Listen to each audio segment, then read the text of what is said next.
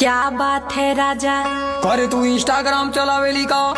हाँ हो मोरे राजा, बड़ा आवेला मजा। कमीनी, तू ये सब छोड़ दे। ऐसे कैसे मैं इंस्टाग्राम छोड़ दूं राजा। अभी टाइम है जाने मन, तू होश में आ जा। इसमें क्या है बुराई आप ही बताओ ना। देखो पूरे गांव में मेरी नाक तुम कटावो ना। अरे राजा जी इसमें पैसा बहुत मिलता है। तेरी वीडियो से कितनों का नियत बिगड़ता है। जो जैसा सोचता है सोचे, उसमें मैं क्या करूं।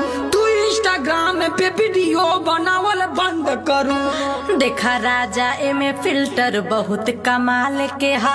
हाई वीडियो त सारे टिल्ठुआ के माल कहो। मान जाए राजा हमके वीडियो तू